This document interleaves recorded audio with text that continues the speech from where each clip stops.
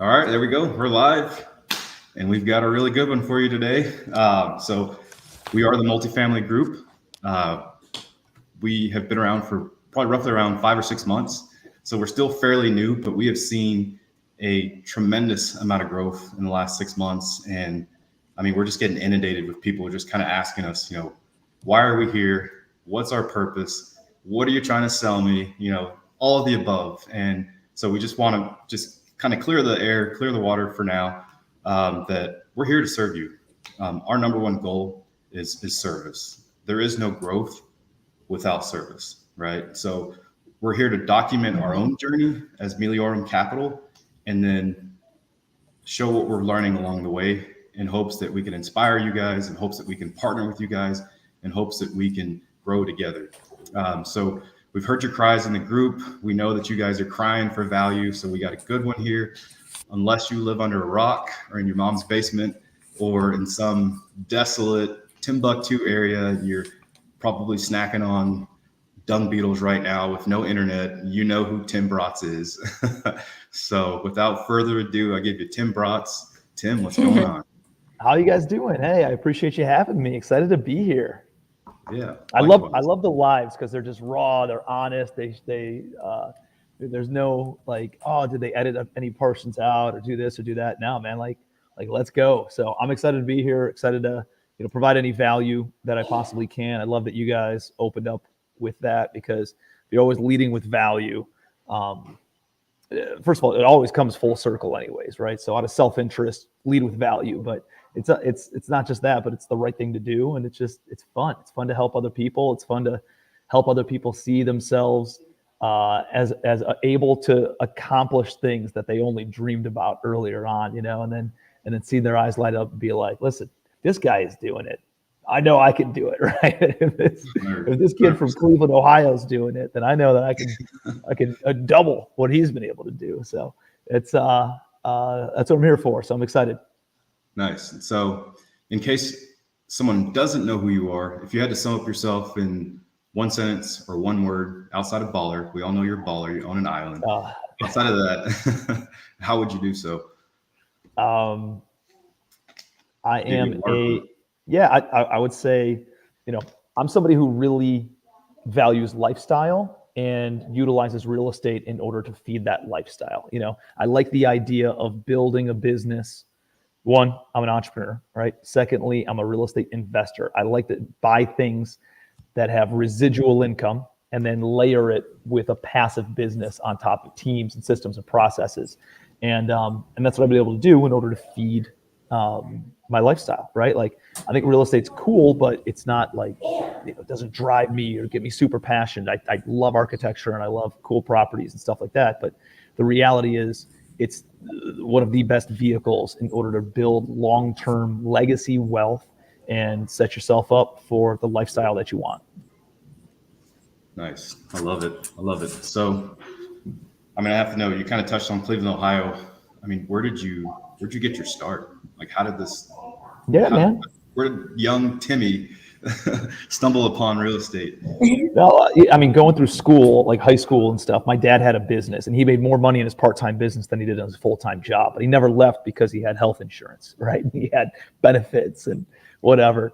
And so, but I was like, Dad, could you imagine if you spent full-time on your business versus, part-time on your business and what that would look like? But he's like, I can't. I got 4 kids and a family and a mortgage and all this other stuff. And so, I always wanted to have a successful profession. I want to be an attorney or a doctor or something like that. And then when I was going through college was 03 to 07 and everybody's making money in real estate. So the entrepreneurial piece really started appealing to me. And I started understanding, finance and investment. And I had like a painting business in college where I'd employ a bunch of my buddies. I'd go and sell the jobs and kind of oversee the crews. And then I had, 3-4 groups of my buddies in crews of 3 or 4 people who would just paint houses all summer. And I kind of handled it. I did that for 2 years. And then I interned for a big real estate builder, one of the largest home builders in the country, and got world-class training on sales and understanding more about the development process and building process. And I realized I wanted to do real estate. So I'm from Cleveland originally, went to school at Miami University, which is in Ohio, right over by Cincinnati, and then moved out to New York City after I graduated from college, and I got a job as a real estate broker, and I was a commercial broker. So I parked my license with a commercial boutique firm in Manhattan, and worked on like retail. I didn't really do the investment sales. I was kind of too new and too green for that. So they gave me like listings on leases, retail leases or office leases, and dude, brokered the first one. Took me about 8 months to broker a deal, but it was 400 square feet. The lease was $10,000 a month with 4% annual increases on a 12-year lease term. And I started doing the math as some money-hungry 21-year-old, 22-year-old kid, and I was like, holy smokes, this landlord's going to make almost $2 million over the next 12 years for doing something once. And the idea of residual income really set in. I realized I needed to stop brokering. I need to start owning. And so I moved down to Charleston, South Carolina. And I think like a lot of people, they didn't think that, I didn't think that I could get into commercial right away. I needed to make money and save money, right? And so I got into residential real estate, which, by the way, is a complete fallacy. You don't have to stockpile a bunch of your own cash in order to start investing in apartments or commercial real estate. That's just a story that we all tell ourselves in our head, because I didn't know how to raise money. I didn't know how to get access to capital elsewhere. And I've developed those skill sets over time. So yeah, got into single family, got into wholesaling, got into flipping, got into raising small increments of private money in order to do some buy and hold single family properties. And I saw the potential and the power in that, and just kept my head down, man, and worked on it. It's one of those things. You don't wait to buy real estate. You buy real estate and wait. And that's what I ended up doing. And the stuff compounds over time, right? Like I got people started, knowing who I was, and in like 2018 is really when I started getting some attention on social media. But the reality is, I've been investing since 2009, so it took me 9 years to get anybody's attention. And then I was an overnight success story, so the reality is there's a lot of being bad at real estate in my story before I was ever good at it. Wow. Ian, did you have a question? Yeah, I do, Tim. You guys hear me okay? Yeah, we can hear Sounds great. Okay. Yeah, so you know how you mentioned that, like how your dad have a full-time job and then his business, right? And then you approach it and say, why don't we just focus on your business full time? So I think a lot of us are on the same boat. Like myself, I have a full-time job in engineering. But again, because insurance benefit and stuff like that, like sometimes I'm hesitant to take that jump, like go real estate full time. Like what can we do? Like what can we do to change our mentality so that we can let go of our comfort zone and really go Yeah. all in on this I think side it's so a that we can great build legacy. question. Yeah. And it And like comes how do up we over and get over over and the over hump? again. And I'm going to get you to quit your job right now. Okay. So here's No. the thing. Okay. Close the door. Here's the reality of the situation. I always look at worst case scenario versus best case scenario, right? Worst case Yes. scenario. What does worst case scenario look like? You quit your job, right? In the best job market that anybody has ever seen, right? In our generation, where there's 3% unemployment right now, especially huge demand for somebody with your skill set as an engineer, right? Hmm. You leave and you go and try to do some real estate. And I don't know what you make as an engineer. Let's call it a couple $100,000 a year. Hmm. If you get a 2% acquisition fee on just a $10 million deal, that's 100 units, right? That's $200,000, which pays for your entire first year of salary anyways, or a year of your salary anyways, right? And I'm just making up numbers. You Sure. can plug in whatever those Yep. numbers are. Maybe it's 500,000. You got to buy $25 million worth of real estate, or take a bigger acquisition fee. But the reality is, if you don't find a property in 6 or 12 months, and you have to go crawling back with your tail between your legs to your job, you're going to get your job back. And chances are you might even get paid higher because you go to a different firm or something like that. So it's like, if that's the worst case scenario, where at least you gave it a chance, at least you said, hey, I gave it a shot, didn't work out, let me go back. Like what would drive me nuts is sitting on my deathbed or spending 15 years in that job, looking back and saying, I didn't even roll the dice, right? I didn't even give it an opportunity. I never even took the shot, right? How do you hit a home run if you don't swing the bat, right? How do you You miss 100% of the Right. shots that you don't take, you know? And so that to me is worst case scenario. You go back to your job with your tail between your legs 6 months from now. Best case scenario, limitless income potential, no ceiling on how much money you can make, how much wealth you can build, and the financial fortress you can dig around your family because you went and pursued your fortune versus a job, you know?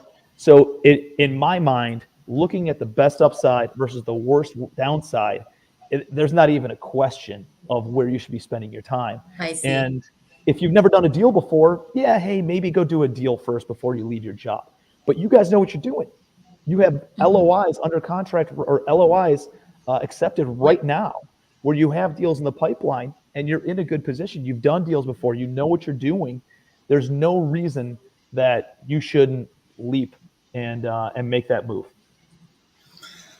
I love it, man. That's powerful. And I love, like, that's one of the things we love so much about you is that you just have this innate ability to just simplify things. So I know you've got kind of the fundamentals of legacy, wealth, and the fundamentals of the empire that you've built. And can we just kind of touch on some of those? I think it's just really good for our audience to just understand that the stuff isn't necessarily rocket science. Like, we tend to just overcomplicate this stuff.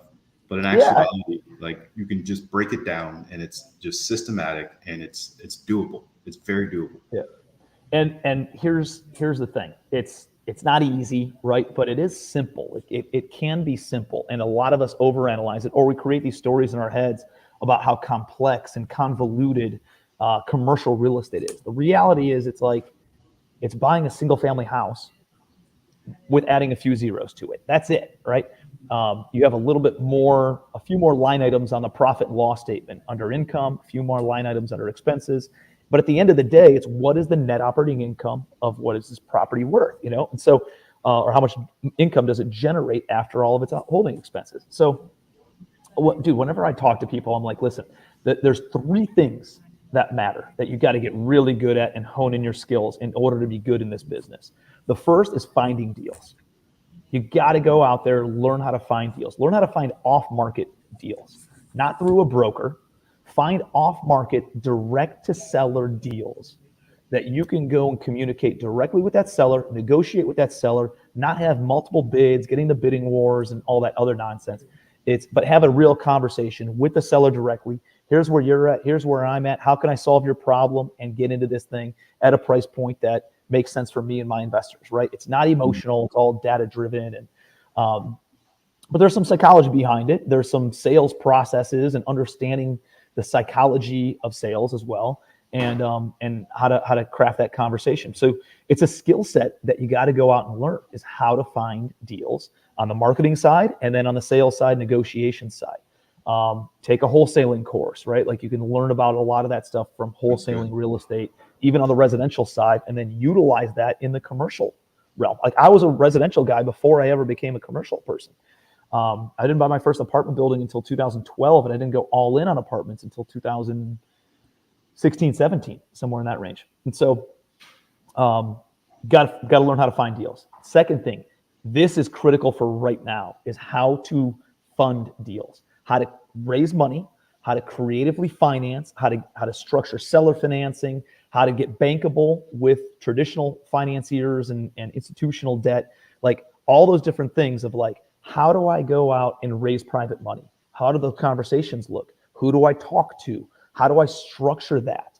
How do I syndicate, right? If there's not one person who can write a big check, how do I take many people and have them write a bunch of little checks? What are the legalities with that? There's definitely a learning curve that comes in with that. But guess what? It starts with one. You know, I did it on a 60 unit building. Was the first one that I like syndicated. No, it was 24 unit. I did a 24 unit, and then all of a sudden I did a 60, and then I did an 80, and then I did 130, and then I just kept on incrementally, organically growing my portfolio. Right, I didn't go into multiple hundred unit buildings right out of the gate. I started small. Right, I'd rather see somebody go and raise money on a duplex, right, before they go and find a 200 unit complex. You can't raise money on a on 20 units if you've never done it on 2 units, right? It's hard to do. Good. Yeah. And you're not gonna be able to do it on 200 units unless you've done it on 20 units. So I'm a believer of getting the momentum going. And that's both in finding deals, and that's both in as well as raising money. So make sure you're out there, make sure you're raising capital, and start doing deals, right? Having those conversations with investors so that way they know what you do, how you structure. So when the right deal does come, they're not trying to wrap their head around, oh, I didn't even realize, Toby, that you did this. Like, that's amazing, but timing's not right, or this or that, or like, bring me the next one because it's just hard for me to wrap my head around all this stuff. I've already planted that seed. They already know of it. And now I'm letting them know that, hey, 90 days down the line, I have some deals in the pipeline. Get ready for it. So now they're already anticipating me to bring them an opportunity to passively invest in. So that combined with seller financing and creatively structuring seller. I don't know if you guys follow my YouTube channel, but it's called Legacy Wealth on YouTube. And I just dropped a video yesterday about seller financing, structuring seller financing in multiple different ways and the different types of seller finance. You can do sandwich or like a master lease option. You could do an installment contract for deed. You could do traditional seller financing like a land contract. There's a lot of different ways to do it. And again, the more tools in your tool belt, the more equipped you are to take down deals that other people aren't equipped for because they don't know how to do this stuff, right? So I can turn a deal into a deal and make it make sense for the seller and me and my investors because I got a lot of arrows in my quiver kind of a thing. Nice. So that's really important, right? Secondly is raising capital. And then third thing is operations, and understanding how to continuously refine operations. How do you put systems in place? How do you put process maps in place? How do you put checklists in place? How do you hire the right people, right? How do you screen them properly? How do you train them properly? How do you continue to measure their performance properly on an ongoing basis? Dude, like that to me was mind-boggling when I first got started because I was a solo act. Yeah. And I was like, I see these big ass businesses. How do they hire people? And I didn't know how to do it. But the journey of 1,000 steps starts with one. And you just got to make the first hire, and then the second hire, and then the third hire. And then all of a sudden you start getting the hang of things. And today I have 150 employees, both in my investment company and then on a property level basis, property managers, leasing agents, maintenance crew, that kind of stuff. So it's a muscle, you don't start out in the gym benching 300 pounds right out of the gate. You got to go and start with smaller weight in order to build up the muscle first. Right. And so it's really important that you're doing that with all those three things, with finding deals, with raising money, and with refining your operations. So, and that's what we talk about at Commercial Empire, So, we do a 3-day boot camp on just kind of like how we do that. What do we do? And we break it all down. How do we find deals? How do we underwrite those deals? How do we raise the capital and structure the financing with the private money, operations, and then exit strategies? So we hit on all that stuff. But but that's kind of the concept, right? You can narrow it down into those 3 buckets: finding deals, raising money, and refining your operations. If you can really get good at those 3 skill sets, I'm telling you, you guys can take this business to $1 billion in assets under management inside 5 to 7 years. And then how much does mindset play in this? Because I know like you just laid that out, and I mean, I wanted to grab my pen and paper and just start taking notes because it's so simple, right? Like I know, like you said, it's going to be difficult, but it's so simple. But how much does mindset play into this? Because I feel like even though like people have the secret sauce, like you literally just gave them, I don't know if you guys have Raising Cane's out there, but you gave them the secret recipe. You got the Dr. Pepper recipe in your hands.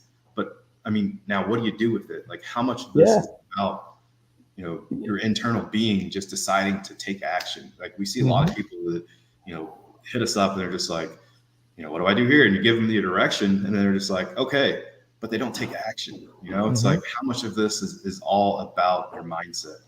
Dude, we live in the age of information. Having access to the information isn't the issue. It's learning how to swim, not about reading and swimming in a book or watching people swim on YouTube. It's by actually getting in the pool. It's by getting in the water and treading water and keeping your head up, or having your head fall down, right? And realizing what it looks like if you're not swimming, right? And if you are sinking. But you have to be doing both. You have to be learning and you have to be taking action. And that's why, like, dude, I don't tell people to go out and buy a 100-unit building, even though, yes, it makes more sense. There's more scale, it's better tenant class if it's newer property or this. Dude, it's not about that. It's about building your experience, building your momentum, building your balance sheet, which is going to set you up for those 100-unit buildings, right? I started out with an 8-unit building first. That was my first apartment complex, an 8-unit. But because I took down that 8-unit, I had the confidence to go do another 8-unit. And then I had 16 units. And then I went and bought a 23-unit. And then I bought a 31-unit. And then all of a sudden I bought that 60-unit, right? And I organically grew my portfolio into, I didn't buy a 100-unit building until I had, I think, 400 doors under ownership, right? So I had like 400 units from all small units, all small buildings, before I ever got into a 100-unit building. But I think a lot of people get caught up on, I want to find that perfect deal. The reality is the perfect deal doesn't exist. Perfect deal, every home run that I ever thought I'd hit ended up turning into a base hit at best. But guess what? Some of those base hits that I thought, hey, this is an okay deal, it builds the balance sheet, ended up turning into doubles, triples, or home runs. You never know. The important piece is being in the game, right? And swinging the bat over and over and over again, and realizing that base hits is what wins ball games, right? It's not swinging for the fences and only hitting home runs. It's base hit after base hit after base hit after base hit, and then some of those turn into amazing opportunities, amazing deals, big paydays, big refis. And so you got to be in the game. And I'm never thinking about this deal. I'm thinking about, what does this deal set me up to do, right? If I take down this deal, how many more deals can I go do? If I build my balance sheet and I only own 3% of the GP on this 50-unit apartment complex, but it allows me to then qualify to go buy 20 units or 50 units on my own and sponsor that deal on my own next time, where I can get an extra 15%, 20% equity in that of that next deal. Dude, that is what it's all about. It's not about this deal. It's about, what does it set you up to do? By getting a bunch of these small, buildings and building up a portfolio into 10, 50, 100 units from a bunch of small, but it allows you now to get a seat at the table to negotiate and make an offer on something that is 100 units. Once you get your portfolio to 100 doors, dude, that's what it's all about. It's what is down the road. What are you setting yourself up for? And so, you got to delay the gratification and realize it's not about getting rich off of this first deal. It's just about building the momentum. It's building the muscles and going through the motions. Just go and take down a deal. Not the best deal, just any deal. Go and buy a single family house. After you buy a single family, go buy a duplex. After a duplex, go buy a quadplex. After a quadplex, look for an 8 to 10 unit. After that, buy a 20 to 25 unit. After that, then you look for a 40 or 50 unit. After that, then you look for a 100 unit, because your portfolio is already up to 100 doors. Yeah, and then dude, that's what I ended up doing. I had 150 doors in 2000, 140 doors in 2014. 2015, I got up to 250. 2016, I got up to about, sold some, bought some. I think it was at around 300. 2017, I was up to about 600. Wow. 2018, picked up 1,000 doors. So I was at 1,500 doors by the end of 2018. 2019, picked up 2,000 more doors. So I was at 3,300, 3,400 units by the end of 2019. Picked up another 1,000 or 1,500 doors in 2020 during COVID. And I was at 4,800 doors at the highest my portfolio has ever been. And I just doubled every single year, because this compound effect sets in, right? And it's like, once you get it rolling, you couldn't even stop it if you wanted to. So that's where you want to get in business. And it starts with taking down one. I love it. I love all the baseball references. So Aaron is probably one of the world's greatest coaches. So Aaron, how true is that? Do singles win games? That's right. Yeah, they do. They do. And especially if you combine it with a team atmosphere that everyone's contributing like that, it really does start to compound, like you said. I did want to ask you this, Tim.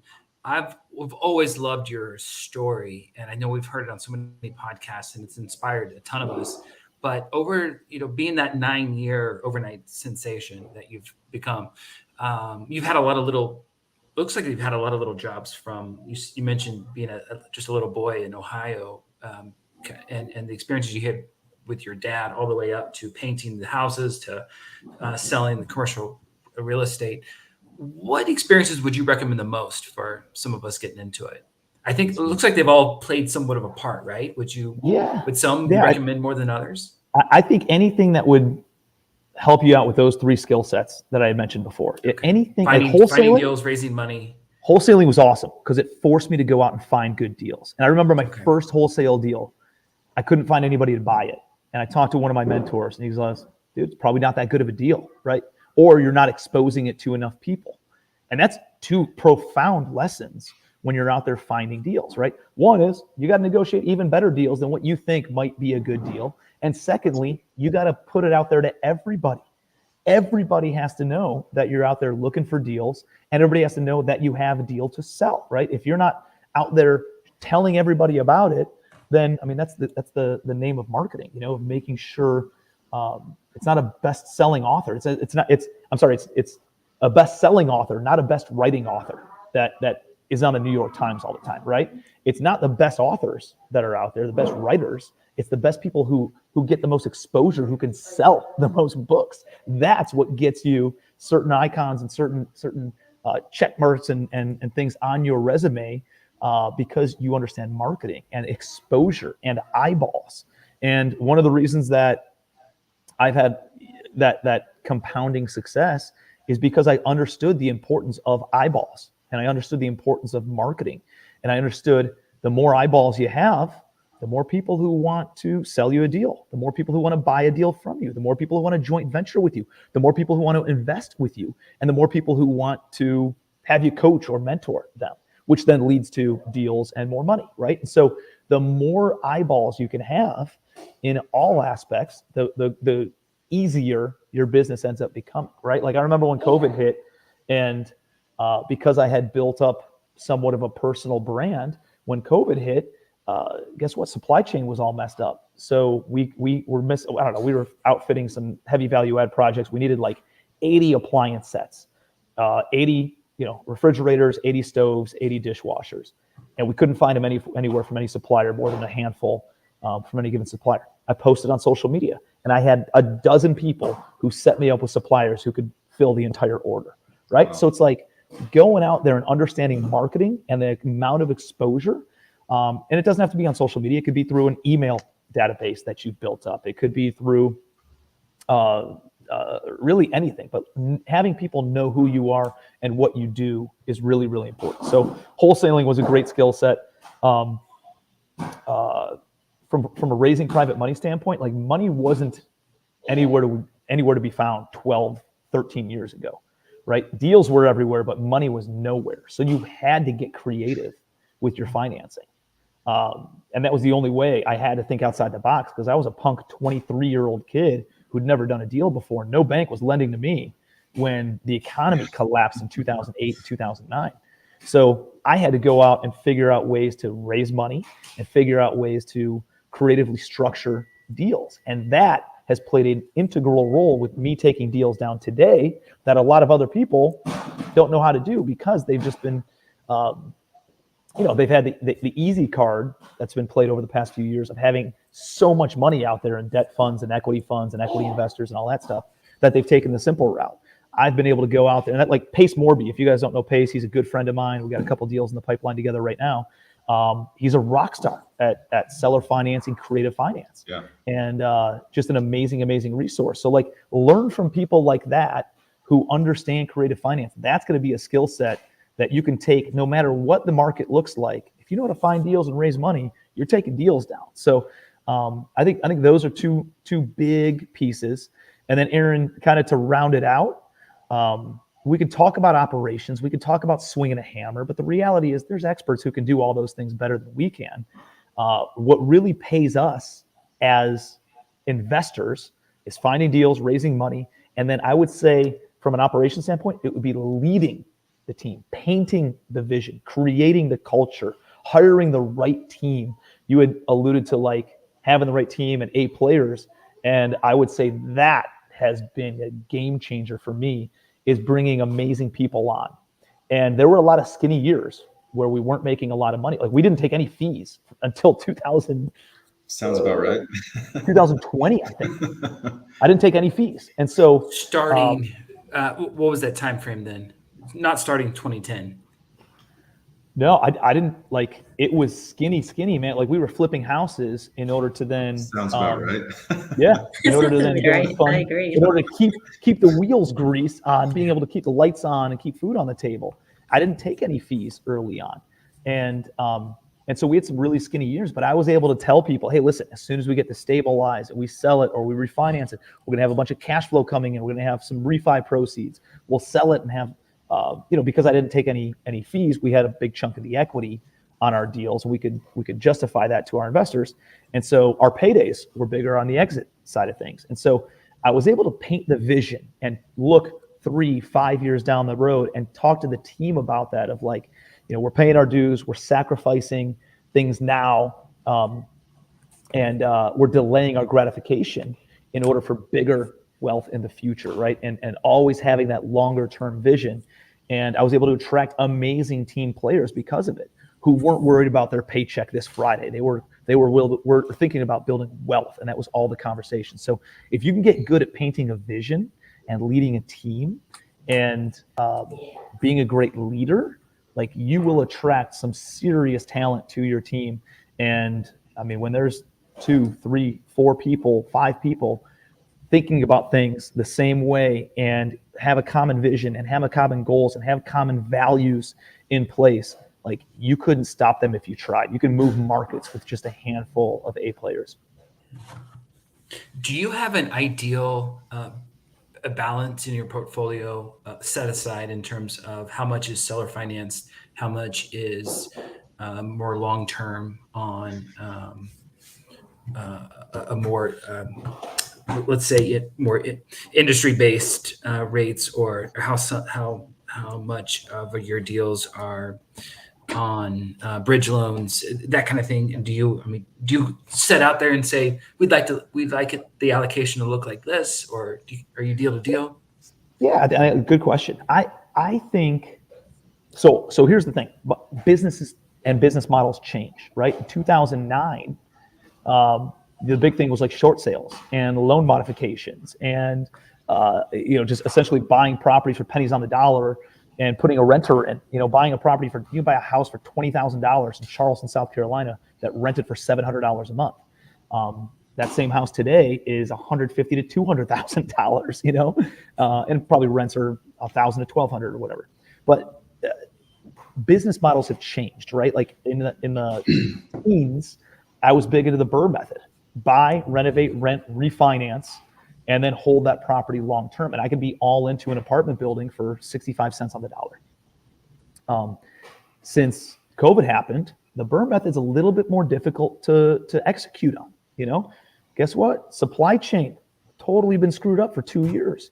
The labor force, an absolute wreck. The government's paying people more to stay home than to work in a job in the trades.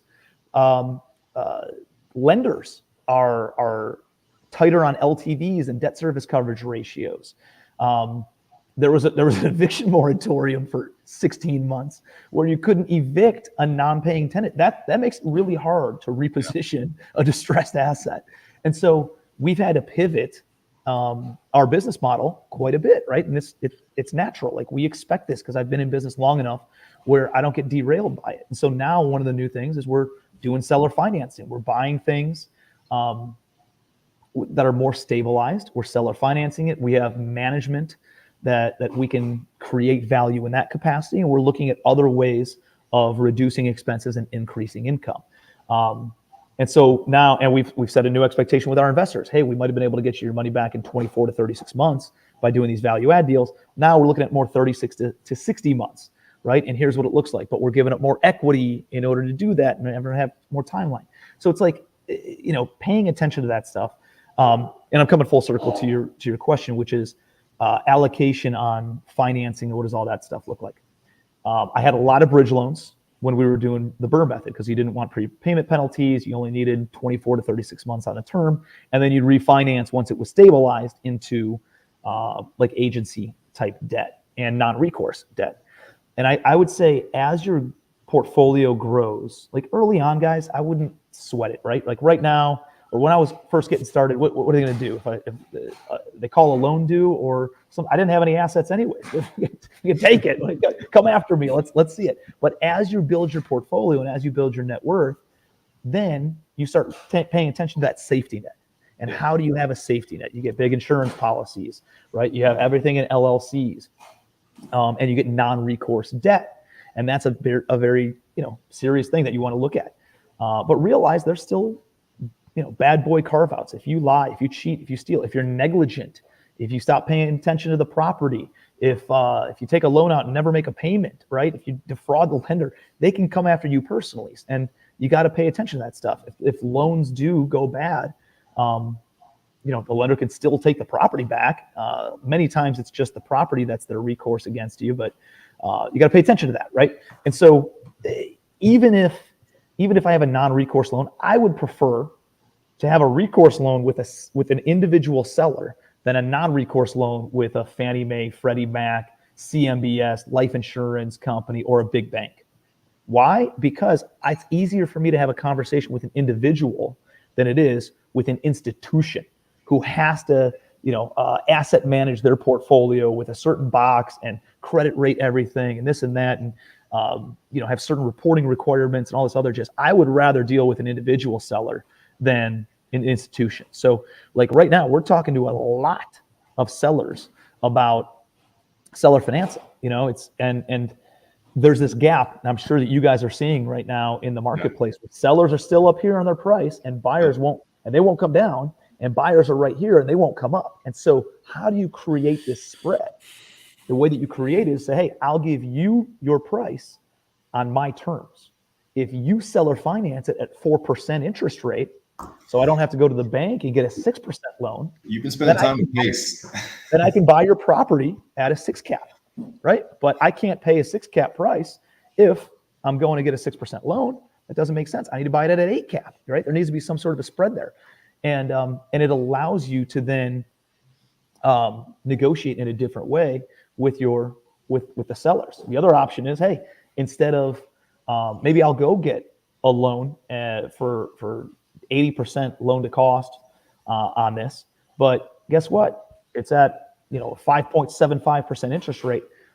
I'm paying you your price. I need you to carry back the other 20% at a 0% rate.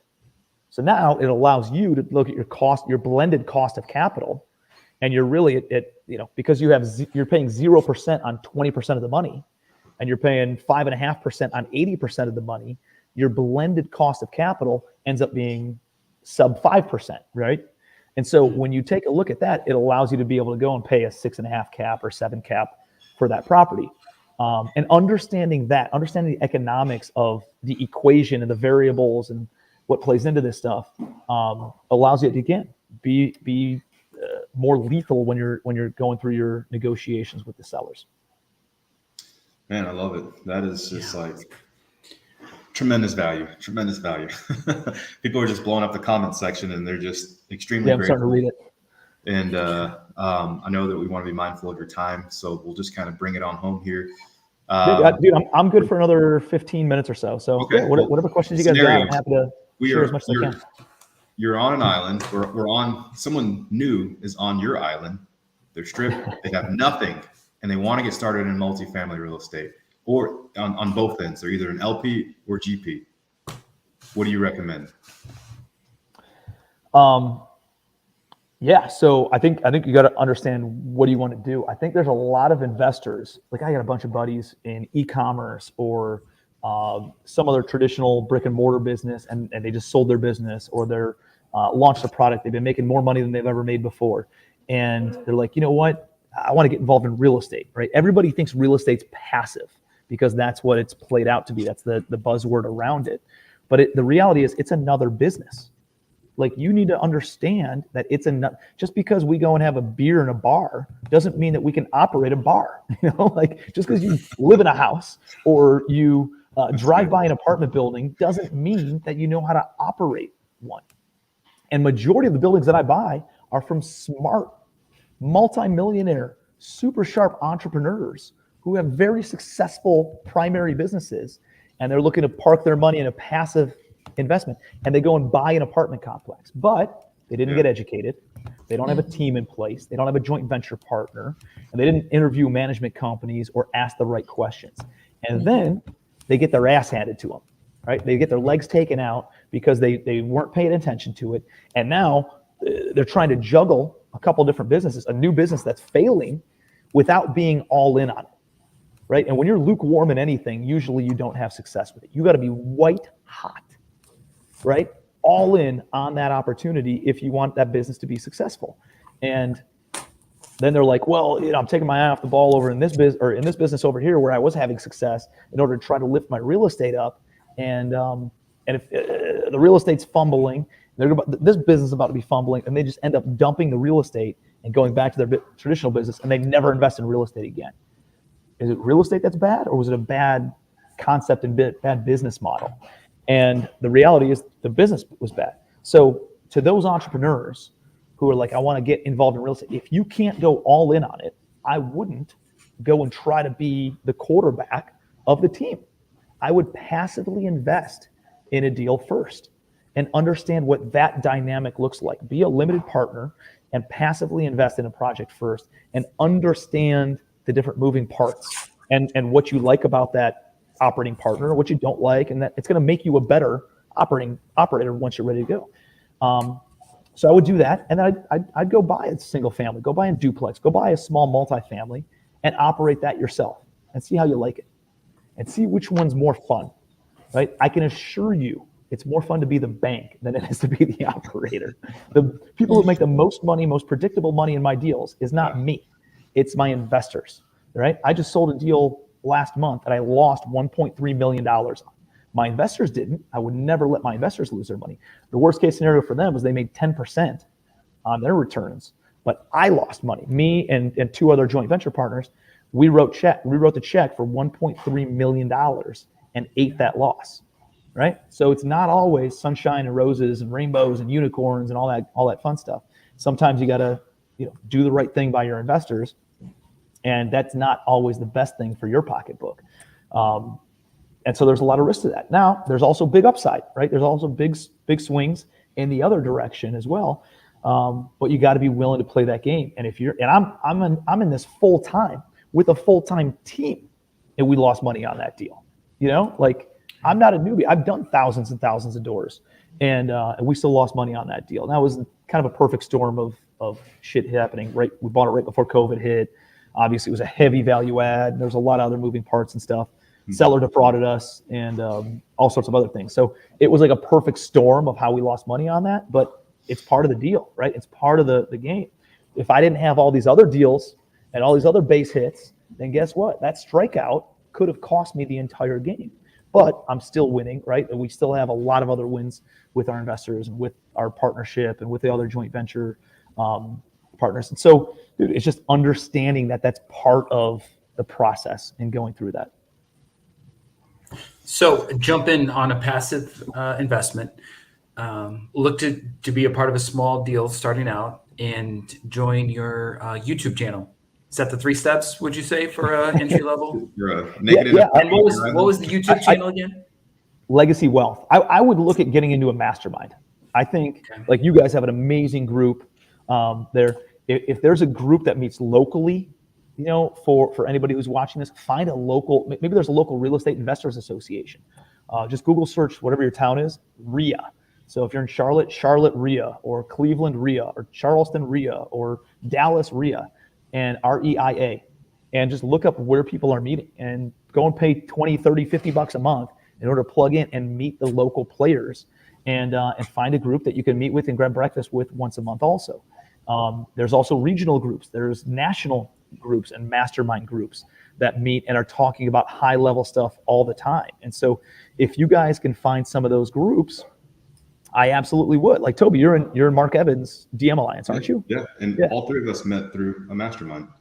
Yeah, So, dude. I mean, this is, Yep. it's cliche stuff, but like sometimes it just has to come from someone else, because I tell people this stuff every day and they're just like, well, what if they have an agenda? Who cares? Show up, meet somebody, right? It's all about relationship Exactly. capital. You can meet a ton of people at Walmart, like Mark Evans says, but are you meeting the right people, right? Like, how else are you going to meet the people that you want to meet? You're not going to meet them at Walmart or at the gym. You're going to meet them Everything you need, where they hang out. everything you need is in those rooms. Access to deals, access to money, and understanding of operations, team building, and all that other stuff. It's all in those mastermind rooms, right? And it's you think it's expensive to be in those rooms. Wait until you see how expensive it is not being in those rooms and what it's like paying the price by learning about it yourself, and how much longer it takes and how much more expensive it is versus paying for a coach, paying for a mentor, paying for a group of mentors to go and bounce ideas off of on a regular basis. And dude, that was the game changer for me, right? I struggled. I was horrible at real estate until about 2015, 2016, which is when I joined a mastermind. And all of a sudden it was like a hockey stick and it started going like this because I didn't have to learn from my own mistakes. I was able to learn from other people's mistakes and learn from other people's wins. And I was able to jump in and implement those things into my business. And it was like, boom, boom, boom, quantum leap after quantum leap forward, excelling what I was doing in my business. Now I was taking action too, to our point earlier. You got to be out there doing deals. You got to be out there implementing this stuff. It doesn't make any sense to pay for that if you're not willing to do the actual work. But if you're an action taker, there's nothing that will accelerate your growth like joining a mastermind. There's no shortcut to success other than taking action and joining a mastermind. That's it. I agree. Your network, I mean, it's equal your net worth, right? So it's all about networking and taking massive actions. 100%. So you don't sit back and relax. You got to take actions. 100%. Yep, 100%. I agree. On the other end of the spectrum, if you're not, unless you're just some brilliant, prodigy, you're going to end up in one of my marketing campaigns because you're going to be one of those distressed motivated sellers that are going through all sorts of heartache and headache because you didn't take this advice. So that's huge. So there is room for everyone, is what you're saying. Yeah, it goes full cycle. Yeah. Yeah, for sure. I see a question over here. It says, hey, how does seller financing appeal to the seller? Well, the reality is you can't give them their price and they're just going to be sitting on the property. So as interest rates go up, cap rates go up. Cap rates work inversely to value. So as cap rates go up, values come down. So if they're trying to sell, a cap rate is a return on investment, guys. So if you went and bought $1 million building at a 6 cap, that means it nets $60,000 a year, right? It's an ROI. It says if you bought it with cash, what would your return on investment be? That's what a cap rate is. So if somebody wants to sell you $1 million building at a 6 cap, but your interest rate is 7%, then you have negative cash flow, right? Because your interest rate on 7% on $1 million is $70,000 a year. If it only nets $60,000 a year, you're losing $10,000 a year in order to own that property. So no investor whose dollars and cents, right, works in dollars and cents is going to go and buy that property unless they're speculating wildly about the marketplace, which doesn't happen in most markets. It happens in like New York City and some areas of California and some major markets. But we've seen that foil a lot of investment strategies because you don't invest for speculation. You invest for cash flow. And if you don't have the cash flow, then you're not going to do that deal. So you got to understand that as a seller, they're not going to be able to sell the price at a 6 cap if interest rates go up. So how do you sell them how do you get them their price? Well, the reality is you say, hey, I'll give you your $1 million, but I need you, Miss Seller, to be the bank. And if you are the bank at a 4% interest rate, now my cost of capital is only $40,000 a year. And the NOI is $60,000 a year. So I'll give you your price, but you need to give me my terms. And it allows them to essentially create a note that they're going to get paid on over a little bit extended period of time, but it gets them their number. And as the buyer, it gets me my cash flow. And I'm looking to hold this thing for the next 10 years. And over the next 10 years, rents are going to bump up, principal is going to get paid down, and I'm going to have a spread on that, even though I'm paying, retail price for it right now. And hopefully 10 years from now, interest rates are lower. than they're where they're going right now. So if you have time on your side and you're buying based on cash flow, meaning is your cost of capital lower than the net operating income of the property, dude, real estate's your friend, and you can build a massive amount of wealth by doing it that way. I love it. Love it. Huge value. Huge value. All right. Well, we'll go ahead and bring it home.